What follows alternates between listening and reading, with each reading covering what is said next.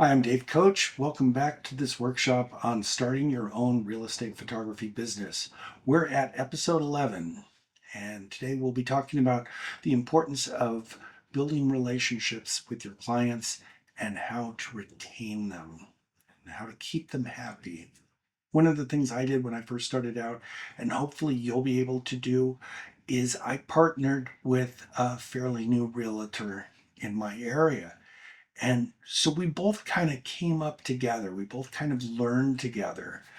And we both, worked hard. And we spent a lot of time talking. Sometimes all you can do is, you'll get a call, go to such and such, here's the door code, you go in, you shoot it, and you're done.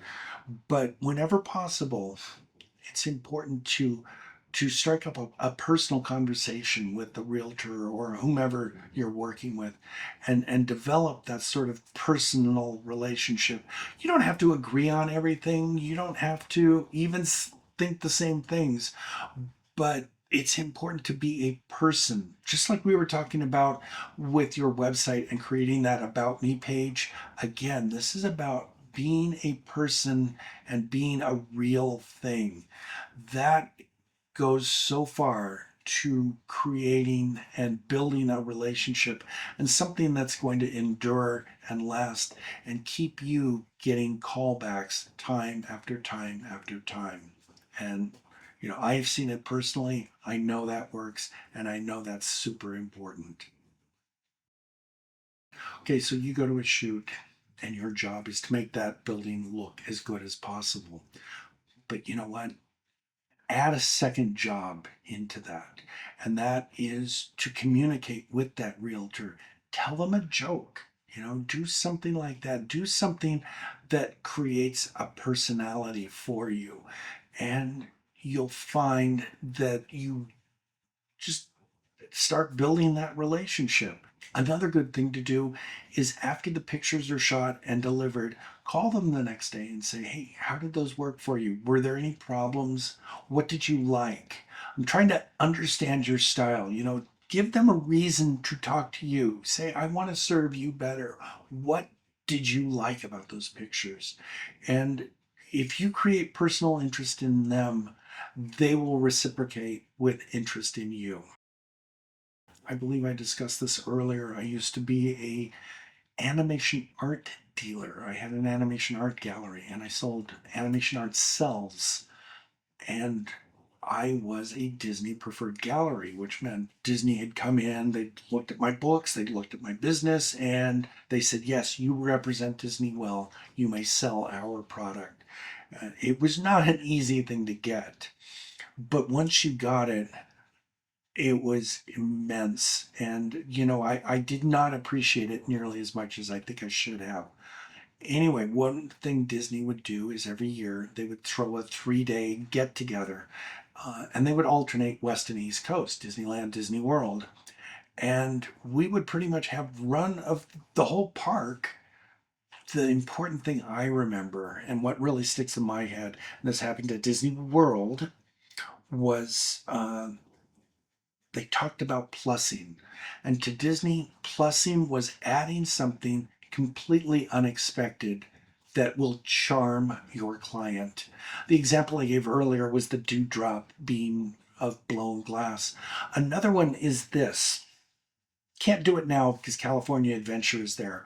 But when I was growing up, and that dates me, all of California Adventure was a parking lot, and you would come in and you would park somewhere, and they had signposts everywhere, Goofy 5 and Chippendale 3 and this and that.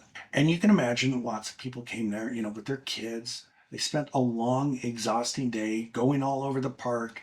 They're done at the end of the day and they're coming out and they go, where the hell is my car?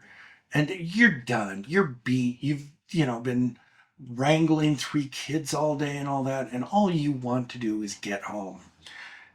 Disney saw that, and they saw that as a place to plus. And here's what they would do.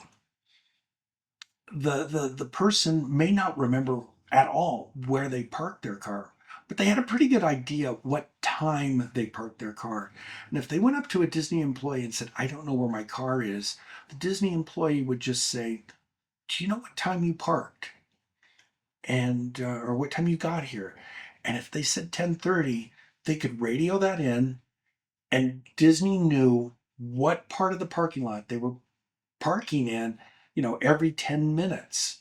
And so they'd be able to tell them, you know what, there's a really good chance you're in Daisy 4. And, you'd go over to Daisy 4 and boom, there was your car. So that's an example of plussing. It almost seems like magic. And that's something that I suggest you do to your clients. I have something I do. And those of you with drones will understand this if you have a DJI drone.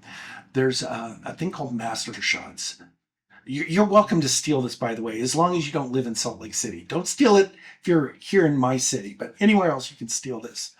Um, Except shots is a pretty cool thing. You just put the drone up, you hit master shot, you circle the front of the house, and it flies for 2 minutes and then cuts a 15-20 second video.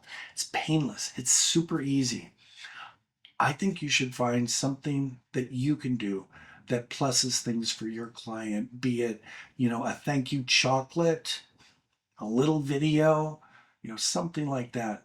Make yourself special and extra and do it with that. Don't ever mention it. Don't even say, yeah, I threw that in for you. Just let it sit there. That's what plussing is. And that's what makes you special. And that's a secret that I learned from Disney. I also keep harping on the word professional, and I think that's super important. You need to be a professional and everything that entails. That means that you wear a nice shirt with your logo on it, if possible. At least dress nice. If it's warm or hot and you're working in Phoenix, shorts are fine. I'm not saying don't wear shorts, but I am saying wear presentable shorts, you know? Um, when you say, I'm going to be there at 11, don't be there at 11:05. Be there at 10:50, 10:55. Yeah, I also, you never know what traffic's going to be like. If you're in a big city or a semi-big city, you don't know when you're going to hit a car wreck on the freeway or something. So give yourself a little bit of extra time and, you know, be the person that you would like to hire yourself. Communicate clearly and definitely set expectations with the client. If they want to know how many pictures you are going to give them and you charge by the square foot, you can say, you know what, I shoot as many pictures as I need to, but generally you're going to get 2 to 3 shots per room. That covers it. You don't have to say you will get 40 and then hit 40 exactly, but definitely manage expectations. When I do the walkthrough, one of the things that we talk about is that I don't shoot closets. There's no need to. I generally don't shoot a shot of just the stairs. And the way I put it is I say I wouldn't shoot stairs unless it looks like something Belle and Beast would walk down. Most people will understand that. Send out little Christmas greetings to everyone and say, hope you have a great new year. Let me know if you've got anything to shoot. Simple as that. At the shoot, it doesn't hurt to give them advice if they need it or make recommendations about staging. Paper towels are a great example. They're white typically, and white draws the eye.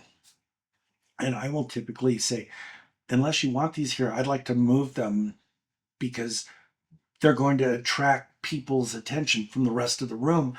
And most realtors will appreciate something like that. You're shooting a lot of houses. You know what works, you know what doesn't work.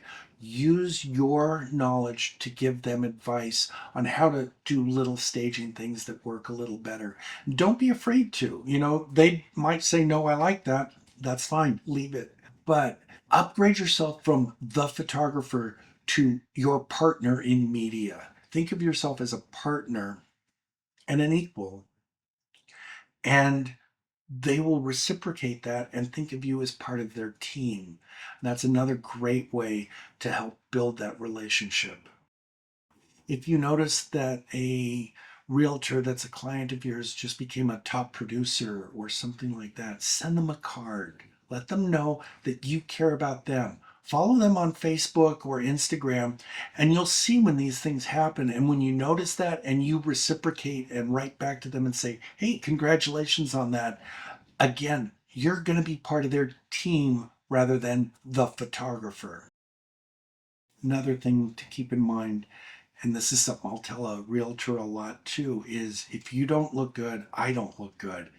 And that again helps build that partner feeling with you and them, that you're in this together. Again, it depends on the model photographer that you are. If you're shooting a lot and you have very busy days, maybe you can't do this. But me, where I allot time 2 to 3 hours to shoot a home, who provides solutions, that needs to be you. So be the solution, not the problem. So the key to getting jobs and keep getting jobs and growing your business is to create long-term relationships with your clients and to make them real and heartfelt. You can't fake this sort of thing, and people will know if you're faking it or being slimy. Definitely aim for building those relationships. If you're not that sort of person, if you're just like, leave me alone, let me shoot, go away, maybe you should consider another job. I don't know. Or maybe you can make it work. Just know that that's a point that you need to make up for somewhere else. Let's just say that. Your job as a photographer is not just photography, it's a service business. You are here to fix problems that the client has. They don't have media, you're the solution, you make the media. But more than that, you go above and beyond and you become an indispensable part of their team. And they will always think of you for every house that they need. Become part of their team and be their partner. So you've been running your business for a couple of years. Now what? What's the next step? Scaling your business. We'll talk about that next week. My tip, and this will come as no surprise because I think I've already said it, you're not in the photography business, you're in the customer service business. Remember that. Serve the customer. Well, I hope you got something out of this video. If so, there's a longer version of it available on my website. There's a link in the description below.